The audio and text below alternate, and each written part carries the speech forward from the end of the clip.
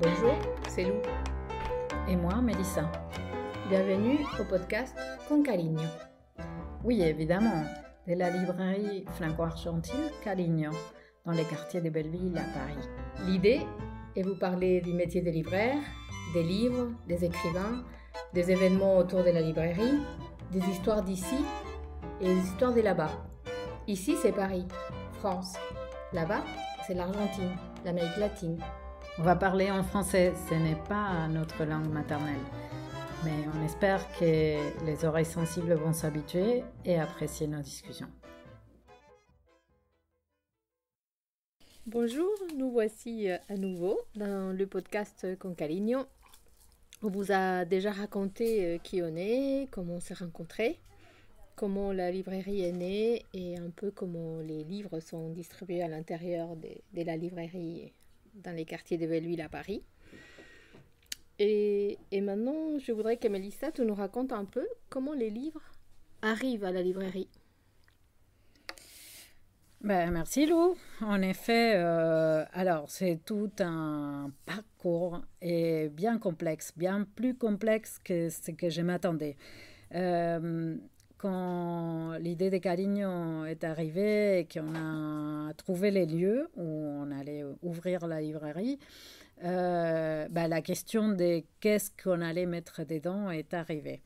Alors, il y a un travail préalable qui est de choisir un peu la couleur de sa librairie. C'est-à-dire qu'en effet, tu ne peux pas tout avoir dans une librairie. Il faut que tu distribues un peu tes rayons et la quantité des livres que tu vas avoir à l'intérieur. Que tu estimes un peu globalement combien de livres tu peux en acheter et combien tu vas en avoir en jeunesse, combien tu vas en avoir en littérature, combien de cette littérature sera française, combien étrangère, combien en langue originale, combien en BD.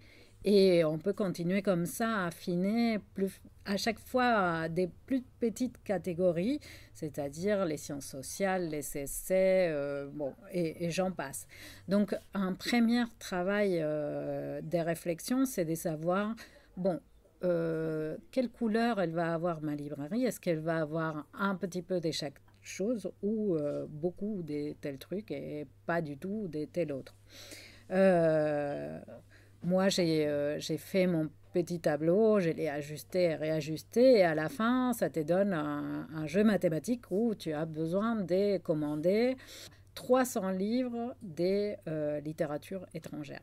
Donc, quand tu fais ta liste de stocks, tu pars au départ d'un nombre de livres que tu vas avoir dans ta librairie. Oui, dans les prévisionnels, ce qu'on appelle les projets prévisionnels, on estime une quantité de livres en stock. Dans mon cas, j'étais partie de l'idée d'avoir 5000 livres dans la librairie, ce qui est une petite librairie. Mais je dois avouer que les jours de l'ouverture, on n'y était pas. Et dans ces 5000 livres, tu savais déjà quel pourcentage des livres tu allais avoir en langue originale?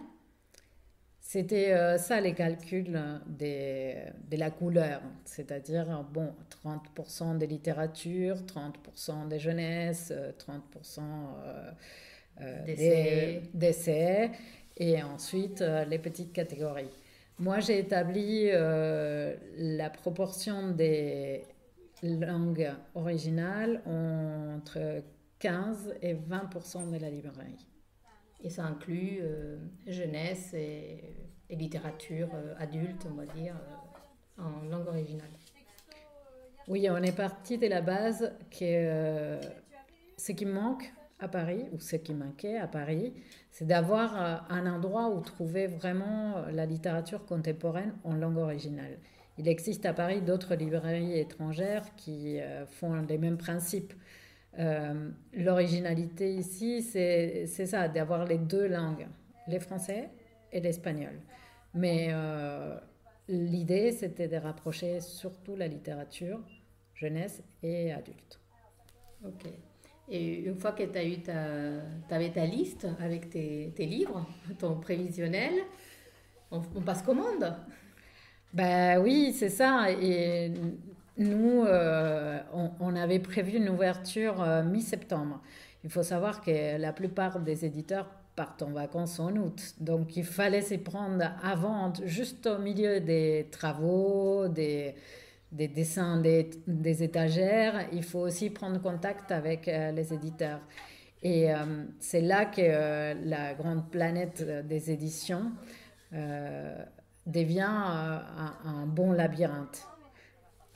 Alors, déjà, il faut savoir que pour éditer un livre, bien sûr, il faut un auteur, un éditeur, un illustrateur des fois, mais les éditeurs, ils travaillent auprès des diffuseurs et auprès des distributeurs. Alors, tout ça dit comme ça, ça a l'air d'un trava-lenguas. Ça a l'air facile, mais en fait, après, c'est les distributeurs, les diffuseurs, les maisons d'édition, parfois, c'est mélange. Et oui, il y a les groupes. Donc, en fait, les distributeurs, ce sont ceux qui gèrent les stocks, ceux qui transportent les ouvrages, ceux qui stockent et qui facturent et qui vous amènent les livres jusqu'à chez vous.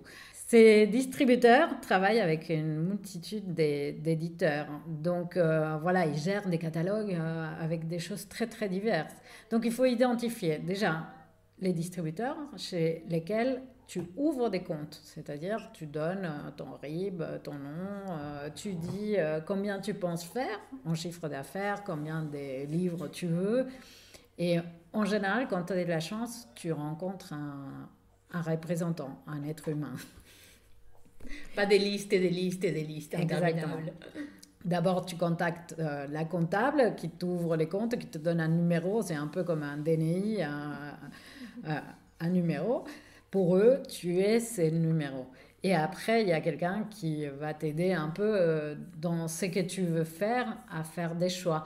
Et t'éplucher un petit peu toute cette liste des catalogues interminables, c'est-à-dire te donner les meilleures ventes, les nouveautés, les trucs voilà, qu'il faut avoir. Oui, par catégorie, un peu plus épluché. Hum. Ok, ça veut dire que du coup, toi, tu avais ta liste prévisionnelle des titres, qu'après, tu as complété un peu avec la visite, la rencontre avec ces représentants des distributeurs. C'est exactement ça. Mais après, il y a des diffuseurs. Oui. Alors, les diffuseurs, ce sont ceux qui accompagnent un livre dans la promotion. Et donc, c'est ceux qui parlent du livre, ceux qui viennent te voir pour te dire ça va sortir, ça va être bien, ça serait super dans ta librairie. Et eux, ce sont ceux qui t'envoient aussi des exemples, des fois avant même que les livres arrivent. Mais ceux-là, c'est vrai, c'est plus difficile de les rencontrer. On arrive à les rencontrer peut-être un petit peu après l'ouverture. En tout cas, l'instant où on imagine les stocks est un instant assez effrayant. Solitaires. Et solitaire, exactement. Parce que finalement, tu sais ce que tu veux, tu sais ce que tu aimes, mais tu n'as pas encore rencontré les publics. Oui, c'est pour ça que les diffuseurs, ils viennent une fois que la librairie existe quelque part. Exactement. Et c'est eux qui portent surtout les nouveautés. C'est-à-dire, dans une librairie, les stocks, il n'est pas les mêmes tout le temps. Il faut pouvoir renvoyer certains livres qui n'ont pas trouvé des lecteurs et en remettre d'autres. Du coup, on passe son temps à ranger des étagères et faire des boîtes, ouvrir des cartons. Exactement, il y a beaucoup de logistique dans les travaux des libraires. C'est loin, loin, loin de passer son temps à lire des livres. Okay. Bon, là, on a un peu le panorama pour les livres français. Pour les livres en langue originale, il n'y a pas de représentants, il n'y a pas de diffuseurs. C'est à toi d'aller les chercher, de créer des liens. Oui, en effet, on est un peu loin. Il y en a sûrement, mais ils n'arrivent pas jusqu'à Paris. Oui, c'est ça un peu tous les défis. L'idée était là de justement pouvoir apporter petit à petit un peu de la nouveauté, de ce qui sort et tout ça. Pour ça, le mieux, c'est d'avoir des petites antennes un peu partout. Par les clients déjà, qui ramènent un peu leurs inquiétudes, par les amis des clients qui sont toujours en contact et qui font des recommandations, par les réseaux sociaux, voilà, les nouveautés arrivent jusqu'à nous, en général poussées par des petits pigeons voyageurs. Et tu es aussi en contact avec des libraires à Buenos Aires. Oui, ça c'est précieux. Heureusement, les libraires, ils sont assez solidaires et avoir des partenaires ailleurs est vraiment un atout. Et en Espagne aussi, d'ailleurs. En Espagne aussi, d'ailleurs. Oui, parce que ça permet d'avoir oui, un peu les nouveautés et pas seulement les livres en espagnol des catalogues qui sont lus dans les écoles. Oui, et avoir un rapport qualitatif, c'est-à-dire que quelqu'un qui est sur place et qui est en contact des livres peut aussi te dire, celui-là ça marche, celui-là il est bien édité, celui-là il a des pages jaunies. Oui, oh, la qualité du papier, de l'impression, elle est pas, oui, ça vaut pas la peine, des choses qu'on peut pas voir à la distance. Exactement. Mais ça veut dire qu'il y a aussi des clients qui peuvent venir à la librairie et commander des livres que tu n'as pas en stock, même des livres en espagnol. Et de fait, il y a une bonne partie des commandes en espagnol qui sont propres à des clients, que les gens me demandent un titre, un auteur, et après il faut partir à la recherche. Et ils attendent que ça arrive. Ah oui, ça, il faut être patient si on veut trouver un livre. Des fois, ça prend longtemps quand même. Bon, mais les clients sont patients et j'imagine très reconnaissants quand le bijou finit par arriver. Oui, c'est vrai qu'il y a un espèce de réseau autour du livre où chacun a un peu son rôle et pour que les librairies vivent, il faut que les clients ils puissent s'approcher de nous. Tu m'avais raconté que la première année, avant d'ouvrir la librairie, tu as acheté un peu des livres en espagnol chaque fois que tu trouvais. Oui, c'est vrai que pendant l'année qui a précédé l'ouverture, bien sûr, on pense qu'à ça. Et à chaque fois qu'on fait un voyage, on essaye d'identifier voilà, ces chemins qui vont ramener les livres jusqu'à la librairie. On a acheté des livres à Buenos Aires, on a acheté des livres au Danemark, on a acheté des livres à Barcelone. Ceux-là, on les a ramenés sous les bras. Mais à chaque fois, justement, il s'agit d'identifier qui les fait, qui peut les amener, comment les faire voyager. En avion, les transports sont très chers. En bateau, il faut en avoir beaucoup. Donc, il faut trouver des astuces. Ok, et ces achats ont permis aussi de faire des rencontres des libraires en Espagne, j'imagine, ou même en Argentine, pour après créer des liens qui permettent de se faire envoyer des commandes.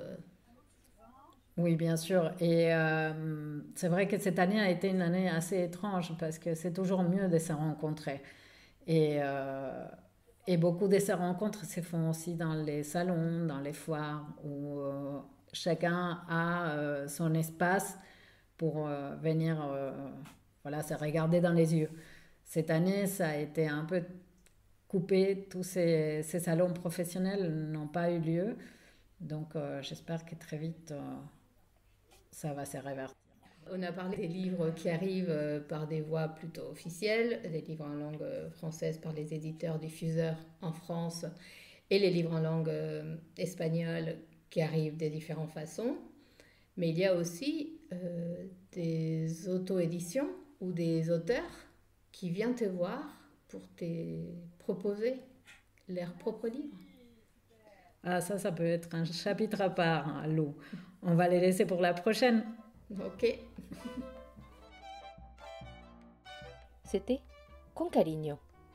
Ce podcast est disponible sur Encore, Spotify, Google Podcast, Apple Podcast, YouTube. Abonnez-vous. Et en attendant les prochains épisodes, passez à la librairie au 21 rue de Chalet, à Paris, métro Belleville, ou laissez-nous vos commentaires sur Instagram ou Facebook. À bientôt!